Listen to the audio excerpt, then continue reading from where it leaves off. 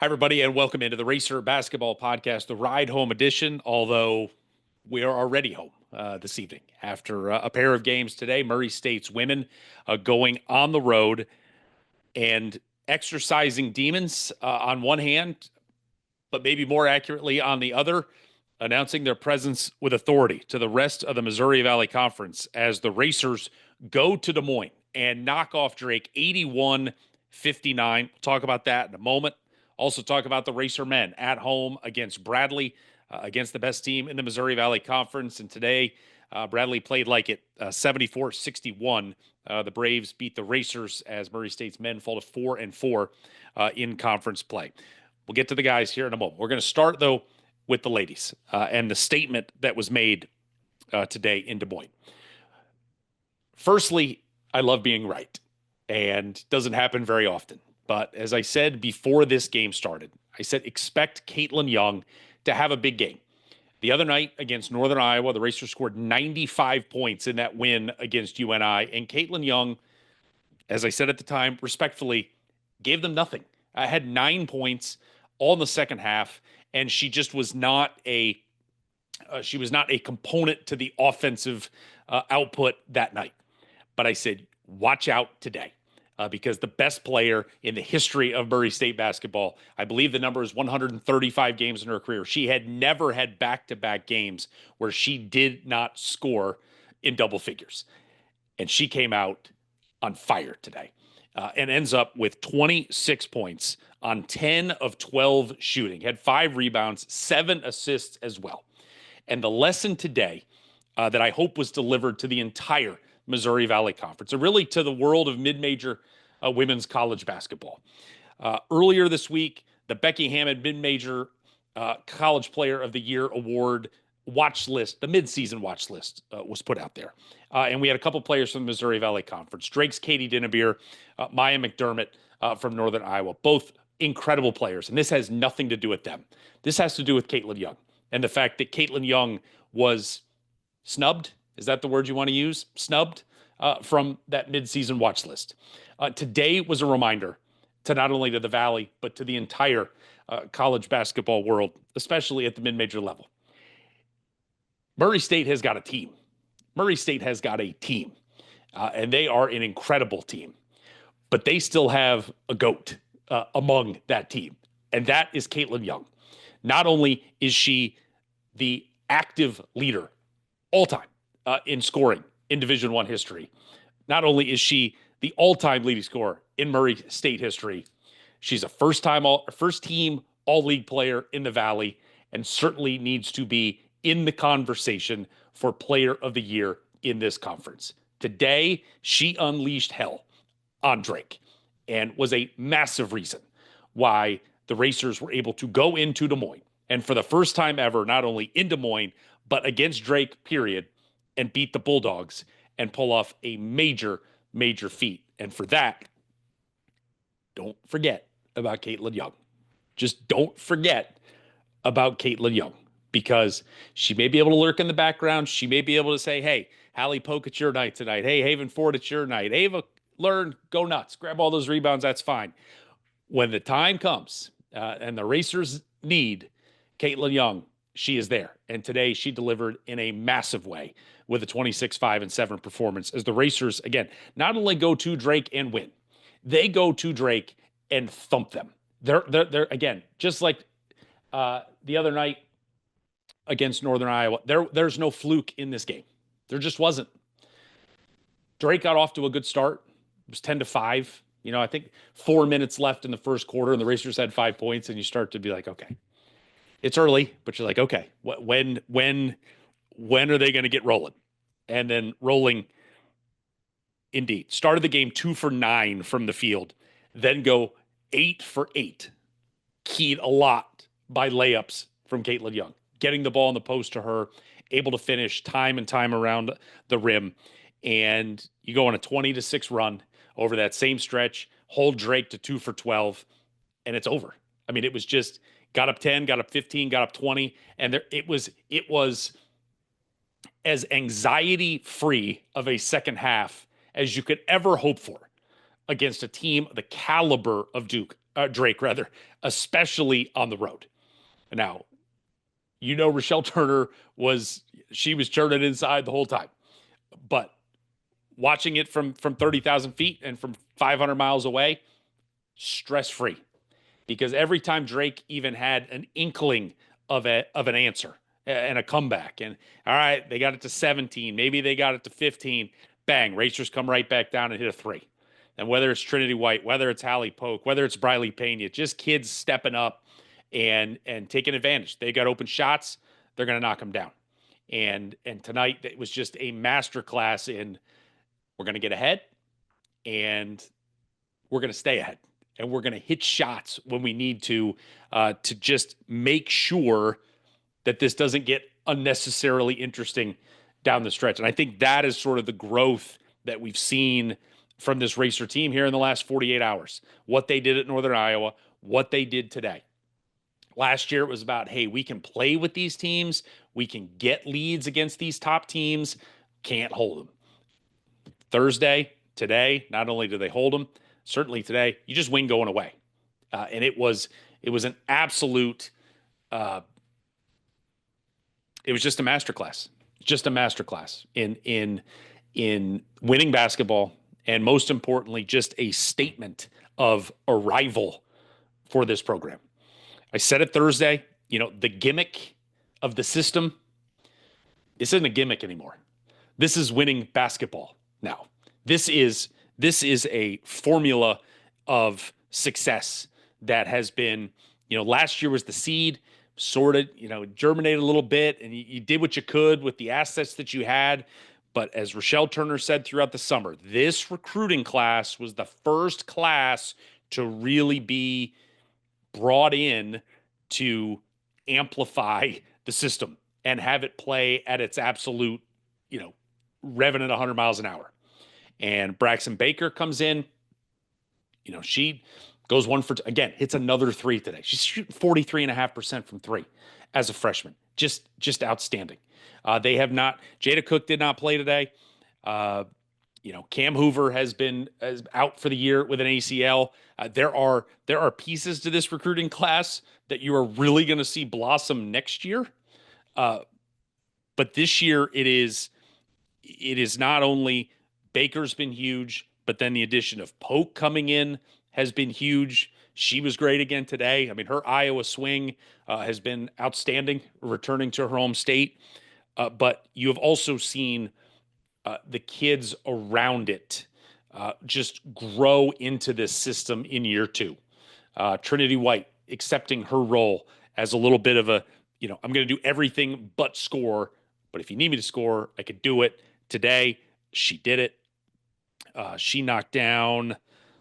Did she hit two? Yeah. She goes, she ends up getting 6 points, hits 2 threes.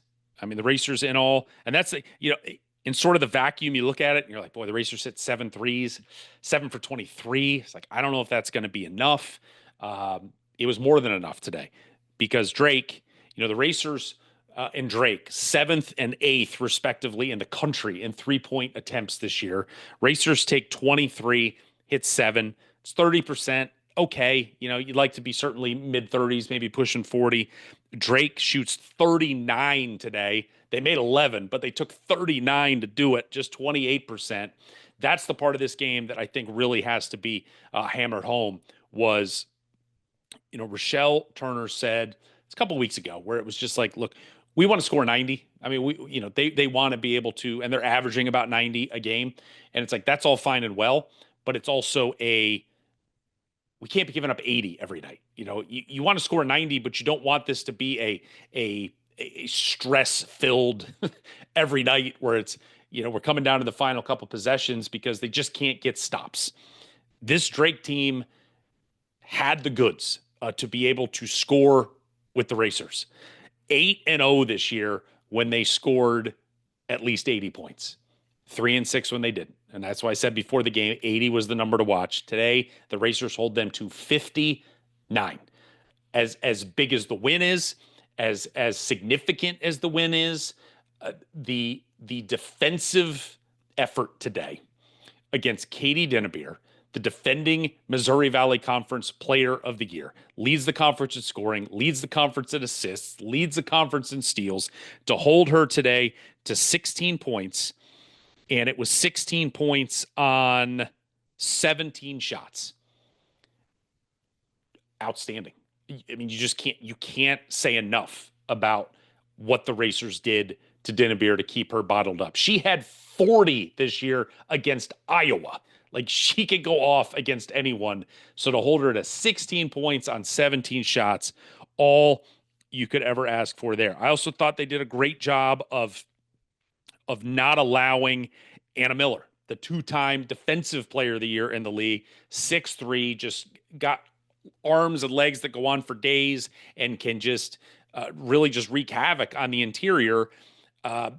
That was my one concern about calling my shot for Caitlin Young today, was that, boy, what happens if Anna Miller just wrecks her down low and really, just makes Caitlin have to score her points 20 feet from the basket because Anna Miller just roaming around on the inside. Well, Anna today, she fouled out. She did have 2 blocks, but they hold her to 9 points on 4 of 14 shooting.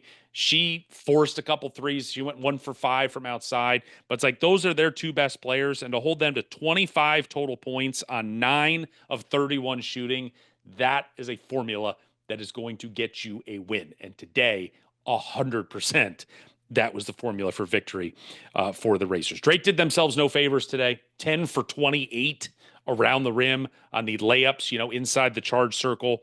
They're going to look at that. Boy, if we're better at that, maybe we can make this a game. But I don't know. Racers controlled it. I mean, they controlled it for 35 minutes. You got those first 5 minutes out of the way, fall down by 5. That's fine. And then here we go. And you just saw I guess the big takeaway for me here is in these last 48 hours that we have seen this program grow up in front of us. This program we have seen from year one in the Missouri Valley of you have to be 100% efficient offensively. You have to be perfect on offense just to win a game 60-58. To then last year, all right, let's turn this now into the system. We're going to run. We're going to shoot threes. We're not messing around with efficiency. We just want to take 1,000 shots a game and just hope that we take enough to make enough that we can get a win. And it was good, but it wasn't good enough to beat the best teams in the league. And now this year, we're going to run. We're going to take 1,000 shots. We're going to take 1,000 shots and that we're going to take and hope we make enough to win. But oh, by the way, we're now good enough to beat you. And not only are we good enough to beat you, we're good enough to beat you in your building. And that is the growth that you've now seen from this team and the belief that this team now has. This team has now grown to a standpoint of they aren't hoping they're going to win anymore. This weekend taught them they believe they can go in and win against anybody, anywhere in this league. And it's been awesome to see. It has been 5 years since a team has gone to Drake and to Northern Iowa and beaten them on the same weekend. February of 2020, Missouri State did it. Missouri State was number 24 team in the country. That's how good they were. That was the last time they went in and beat Northern Iowa and Drake on the same weekend. And coincidentally enough, Belmont went and did the same thing this weekend. They beat Drake on Thursday, beat Northern Iowa today. Murray State did the opposite. So right now, maybe the new kids on the block, Belmont and Murray State, going to be battling things out as we move forward. But for now, those two teams sit atop the Missouri Valley Conference at 6-1. Thursday, it was Caitlin Young. Didn't have her fastball. Finished with 9 points. Tonight, it was Haven Ford. And Haven, as we have documented throughout the year, she's had this just all-around incredible season, with her, it's 17 points and it's 6 some odd rebounds and 5 some odd assists, and she's shooting 40% plus from three-point range. And she's been so good. And tonight, Haven Ford scores 3 points on 1 of 9 shooting, did have 3 rebounds and 5 assists. But those 3 points, they did not come until there was 2:20 left in the game. Missed her first 8 shots. And then buried one to just be like, all right, let me just spit on this game and be like, I'm done with this. But I finally got one to go. But we have seen it throughout now as this season has progressed. The big four is awesome. Polk, Learn, Ford, Young. The big four is awesome. But if something happens to the big four, and maybe on any given night, whether it's injury, whether it's sickness, whether it's just foul trouble, whether it's I just can't throw it in the ocean, and four maybe becomes three, this team still has plenty of horses to be able to get to the finish line. And you saw that tonight. I thought Haven had reason to be frustrated early. Just some of her shots were, halfway down and then kick out. And it was, you'd understood if the frustration would have leaked into other parts of her game. I didn't see it. I thought she continued to fight, play hard, helped be one of those pushers and get the ball out and go. And that's why, in the end, where in 31 minutes, she still ends up with 5 assists and ends up with her 3 rebounds, even though she couldn't get the ball to go in. I'm sorry it has taken this long to bring up Ava Learn. Ava Learn, one more time. It is now 4 straight doubles for Ava Learn, as tonight, 19 points, 13 rebounds. The simple mantra of, hey, Ava, I need you to go get all the rebounds from Rochelle Turner has been apparently not only taken to heart, but it is just, might as well be tattooed on her forehead. She is an absolute tour de force on the inside. Every rebound is hers. And now 4 straight games to go get another baker's dozen tonight. She has been outstanding. And that is part of the growth this year. Watching her not only develop an outside shot, hit a 3, I think it's second quarter, she got another one to go, starts bringing some folks out. But then her ability to finish around the rim, but most importantly, to just not only go get every rebound, but to go chase. Tonight only 2 offensive rebounds. Gosh, I would have thought she had 5 or 6 watching the game. But she had 7, the other night. To have 2 tonight, it's just, she's lethal. And it's been really fun to watch that interior duo of her and Young. Working some high low. Whoever needs to be the high or the low, they both excel at it. The one thing about Kate tonight, 7 assists, and it's so impressive when you watch her, especially when she gets going early, and it was just getting to the rim, on those little slides down, dives to the rim, and she's catching easy layups. She said when she catches it 2 feet and in, she's making it literally 95% of the time, and is able to just finish over and over. The part that was so effective tonight and led to a lot of those 7 assists was when they are able to get her the ball at the free throw line. And she is such an able passer. She is such a willing passer. And as I have described her for so long, she is the star, figuratively and literally, where, the gravitational pull around her. If Caitlin Young is going to get the ball at the free throw line, there are going to be 10 eyes on her from the defense.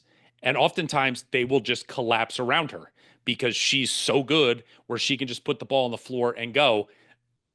But what she has the ability to do, and she did a lot tonight, was catch, turn, kick, and kids knocking down shots. And it's just, you have to make a decision as a defense. And it's like, do you want to just play Caitlin Young one-on-one and let her attack from the foul line, whether she's going to shoot or try to drive by you? Or are you going to make her give it up and just cross your fingers that somebody on the wing is going to miss a shot? And that was kind of the decision that the Drake defense made, and the Racer shooters tonight punished them for that. The other part tonight that I thought was most impressive was the Racers, really for the second straight game. They did not press. Didn't press against Northern Iowa. I mean, I think it's just it's one of those things where, the guards are so good with UNI, with Maya McDermott, so good at Drake with Katie Dinnebeer that it's like, just get back. Just get back and let's play half court defense. Yet the Racers, offensively, especially, still able to maintain the pace that they wanted to get to. Got to 81 points tonight. Only 58 shots, not 80 that Rochelle Turner wanted, but you get to the free throw line 15 times. You make 14. You leave you're not leaving the door open. You're just not. And that's what was so just one of 87 superlatives tonight for this Racer team. So 81-59, 12-4 on the year now. And in the Missouri Valley standings, 6-1 with Belmont. Missouri State at 4-1 as they have a game off that they have not, or one game shy that they haven't played yet. They'll play tomorrow. They played their travel partner last week in SIU, so they had an extra day off. That they will make up somewhere along the line. But right now they're at 4-1, and then Drake 5-2, Illinois State 4-2. But right now the Racers and the Bruins on top of the pack at 6-1. All right, now to the guys. 74-61. Bradley beats Murray State tonight. It was, I guess my big takeaway with this one is simply the better team won today. I mean, I think that's the case. Bradley's the better team. And Bradley came on the road, did what they needed to do, shot, in the end, shot 53%, which is a little bit deflated from the way it actually was because they shot, in the 60s for probably 35 minutes of the game. I think they ended the game 2 for their last 11, which again, deflated things a little bit. But they go 7 for 18 from 3 for 39%. It's the number 3 3-point shooting team in America. They shoot 41% as a team. So, the Racers, held them to 39. So a little, I guess from that standpoint, a little bit better. But again, and they didn't let the Racers off the hook at the free throw line, going 17 for 19 at the stripe for, nearly 90%. The game for the Racers ultimately was lost. It was lost in the final 3.5 minutes of the first half. The Racers got up 6. They were up 6 with 6 minutes to go. And I think still with 3.5, I don't have the notes in front of me. With 3.5 to go, the Racers led by 4. It was like 33-29, somewhere around there. And Bradley closes the half 12-2. So you go from up 4 to down 6 in about a 3-minute window. And then they come out and start the second half. You're down 6, that first media segment, and they outscore the Racers 9-4.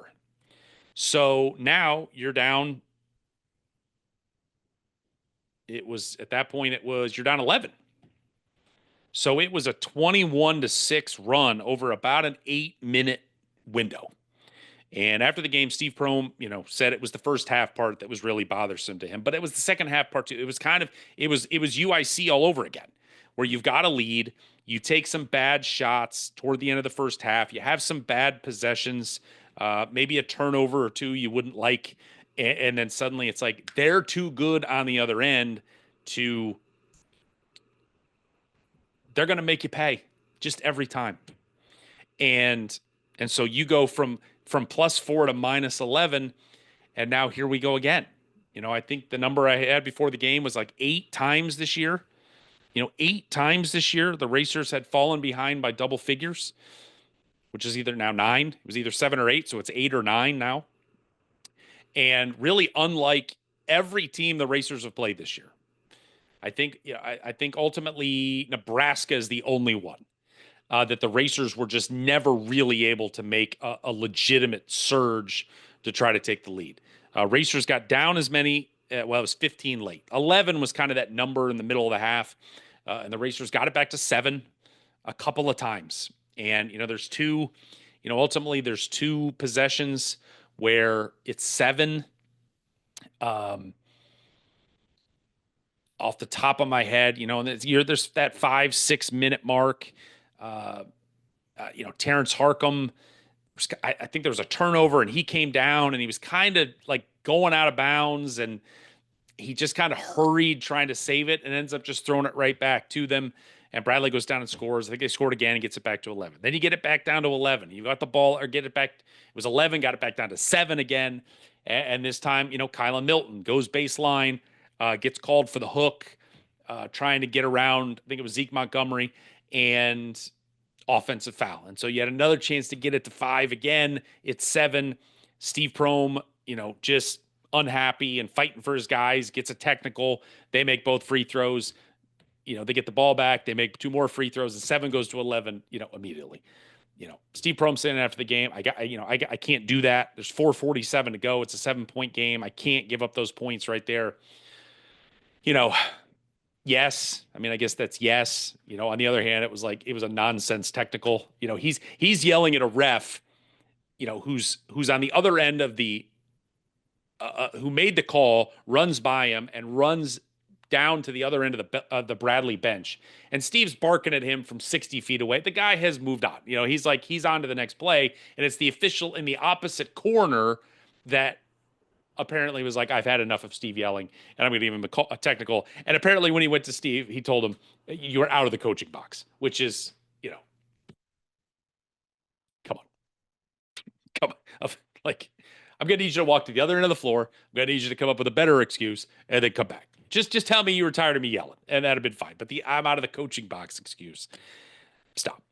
But that didn't have anything to do with the game. I mean, ultimately, it was the Racers turned it over 13 times, led to 20 Bradley points. Bradley turned it over 12 times. Racers turned that into 11, and that's a 9-point gap right there. It's a 13-point game. Bradley punishes you, and we saw they have so much size that they roll out. And, unlike, we've seen size this year, this might be the best depth of size that there is in this league. Whether it's, Ahmet Jonovic is 7'1", and he is a beast. A little clumsy at times, and you saw there was a couple times he, you could tell his brain and his feet weren't working at the same speed, but he's a load down there. Darius Hannah is a first-team all-conference guy.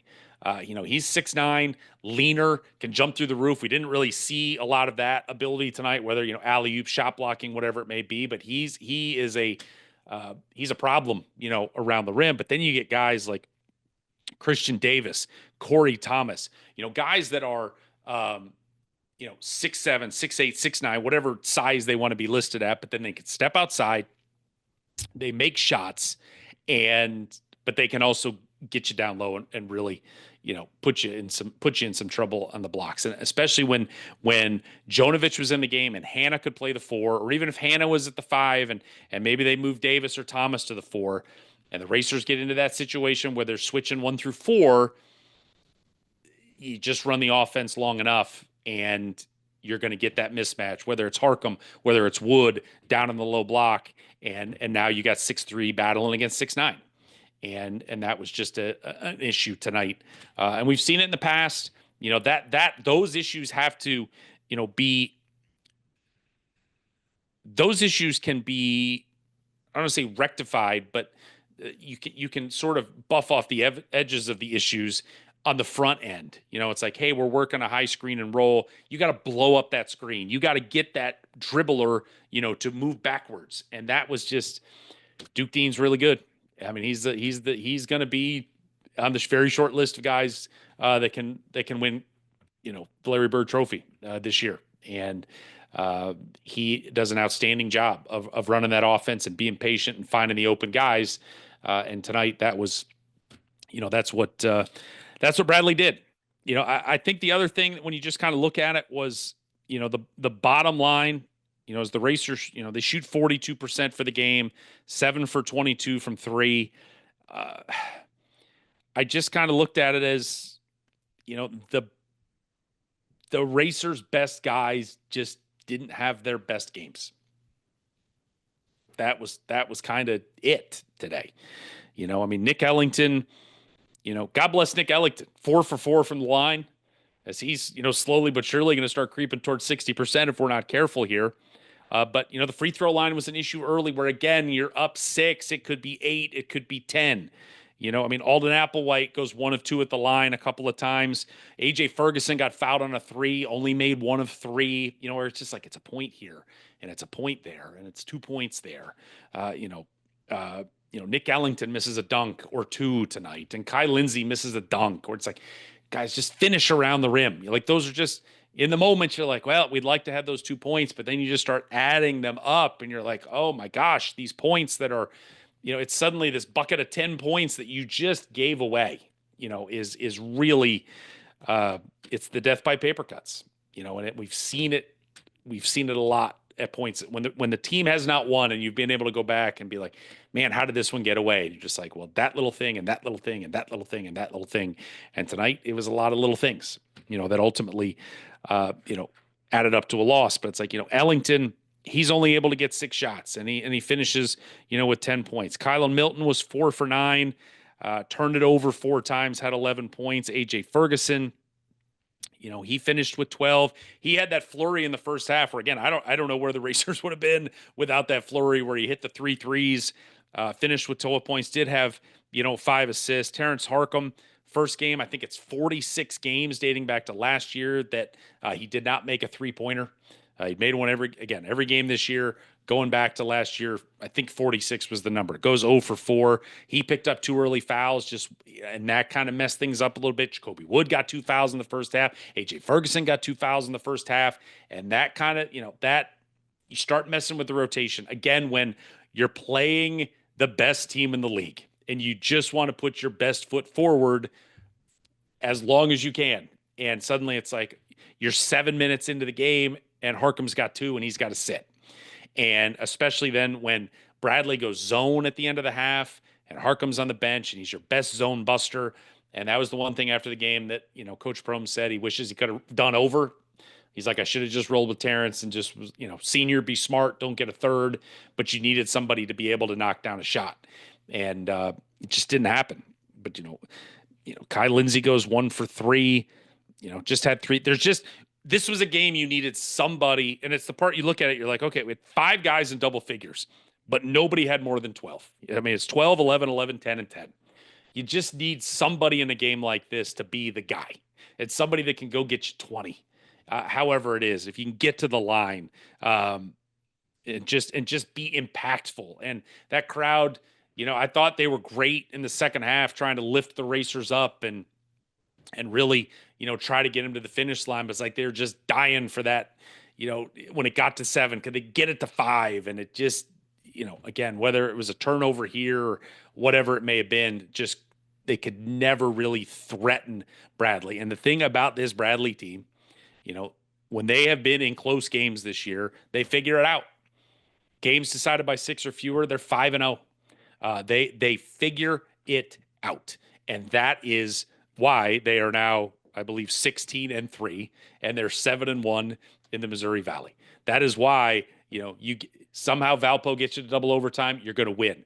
How you're in overtime at Indiana State and you're down by 8 with a minute to go, you somehow win. You're down by 8 with $1:30 to go at UIC, you find a way to win.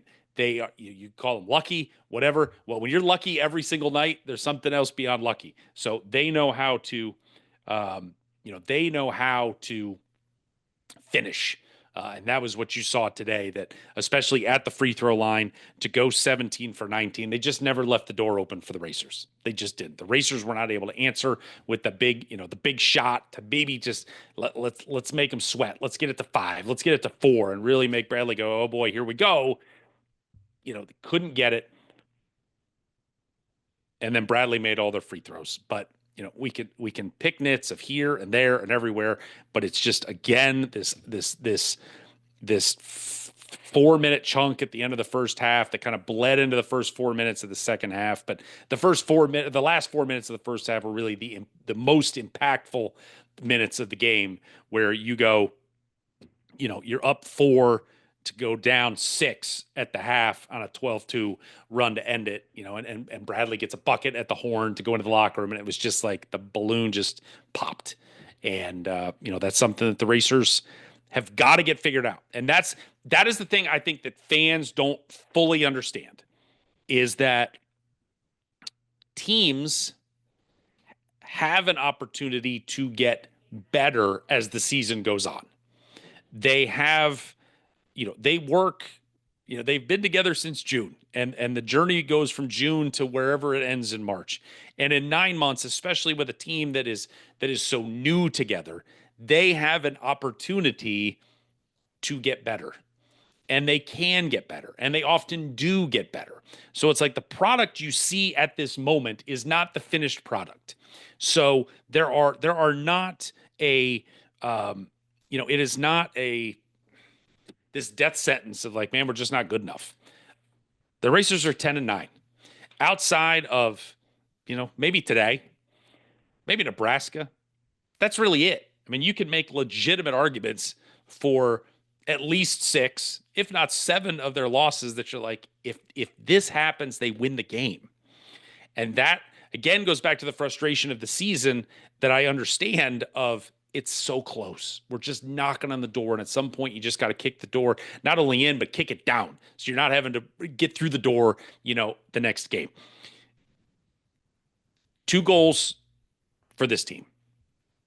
The first, obviously, the big goal, of course, you want to win a conference championship. But I think the most important goal is be good enough to finish in the top 4. Get a bye in St. Louis, so you got to play 3 games, and you roll the dice. This tournament is going to be ridiculous. And for basketball fans, just want to sit back and maybe just see chaos. March in St. Louis is going to be something special. Now, you get in the top 4. Then you kind of like, all right, we're in the top 4. Now let's fiddle around. Maybe we can win the whole thing. The Racers have lost 2 in a row. You win 3 in a row. You're feeling good. You're 4-2. You come back. You lose at a good UIC team. You lose at home to the best team in the league. You're 4-4. Now, I looked at this sort of 6-game segment where first 6-game segment, you're 4-2. You have swept the Iowa series there with Drake and Northern Iowa, feeling okay. And now you're like, okay, I got the next 6. Going to UIC, home to Bradley, going to SIU, home to Belmont, go to Evansville, go to Missouri State. And I was like, all right, 4-2. Come out of here 4-2. You're 8-4 overall, and you feel like, all right, we've given ourselves a shot. Now, to go 4-2 in the 6-game segment, I certainly wasn't expecting to go 0-2 on the front end and needing to, rip off 4 in a row. But the bottom line becomes this. You're going to an SIU team who, by the way, hammered Northern Iowa today at home. They've won 3 in a row, but they're 3-5. They're behind you. You're going to go play at Evansville, who's 3-5 and behind you. You've got to go to Missouri State, who's 0-8 and behind you. And you've got Belmont, who's ahead of you right now at 6-2, but they got to come to your place. And so you're like, this is the stretch. This is a massive 4-game stretch right now. Again, it's can't be worried about the standings, but at the same time, you want to stay within arm's reach of everything that's happening in front of you. And right now at 4-4, the Racers are 1 game out of a top 4 seed. 1. So if there's any doom and gloom tonight, just relax. Just relax a little bit, and let's see how the next couple games play out as this league is going to just continue to, eat itself as it goes. And the fact that Bradley has been able to stay above the fray right now at 7-1 is pretty remarkable. But there is ground to be made up, and these next 2 weeks for the Racers are key to be able to, stretch it out. They can get to 7-5. They can get to 8-4. In 2 weeks when we revisit this, you're going to be like, everything's okay. It's like, let's just keep your head down, keep getting better, fix these holes. We started with the holes in the front end of the game where it was like, all right, we're down 10. Now let's start playing. Now the starts have been better. Now we're into this middle section of the game where, there's a 5, 6, 7 minute just downturn. And hopefully that doesn't suddenly evolve into we're just going to just pass out in the last 8 minutes of the game. Nobody needs that. This team, it's experienced, it's veteran, and you just have to have faith in the fact that the guys, the coaches, that the work toward improvement will continue. and that this team is so close to getting through the door, and not only just kicking the door in, but kicking the door down. Just, it's coming. I just got to believe it's coming. But at some point, we got to see it. At some point, we got to see it. And hopefully that starts on Wednesday night. And maybe the best thing that SIU had a great game tonight, that, a week ago, everybody's like, SIU stinks, and maybe this is a layup. There are no layups in this league. There just is not one. There is not one. And it's not only every game is a challenge, every possession is a fight. And the quicker these guys can wrap their head around that and just play, live and die with every possession, the faster this team is to finding the fast track, to going back. And again, hey, let's go rip off 3 in a row. Let's go rip off 4 or 5 in a row, and see where this will wrap us up. But 4-4 right now in the conference. Again, 1 game out of a top 4 seed. So with 12 to go, there is an eternity. And so tonight was just was not a good night. I think it's that simple. Did not play well. And it was probably the first time since maybe the Indiana State game, because as much as they got, trucked, especially in the first half against Nebraska, and people probably thought I was an idiot, where I was like, I think they played okay tonight. They just couldn't make a shot, but I thought they played okay. The Indiana State game, I was like, that was a long stretch of just not good. And tonight was kind of that just night. I was like, they just didn't play good. They just didn't play well. But it's not and sometimes that's going to happen. Unfortunately, it happened tonight at home against the best team in the league that you're hoping you can have a little better performance. But my belief is that will spin back around, and we'll see a good performance Wednesday night against an SIU team that the Racers have not beaten, oh, by the way, since they've come into conference play. It's a different team up there. It's a different team down here, different coach up there. We'll see if we can get a different result coming up on Sunday. So the Racer men, they go down 74-61. Again, the Racer women, a statement in the strongest way I can possibly say it, a statement.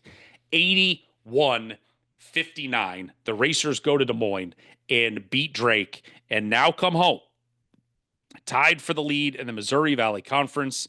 Couple of big home games next week, Indiana State and Evansville coming in Friday and Sunday.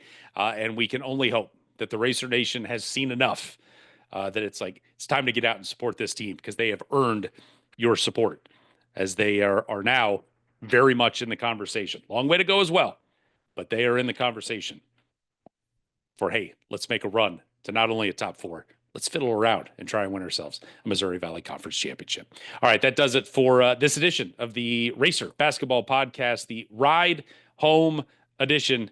Thanks for listening, as always, and we'll talk to you soon.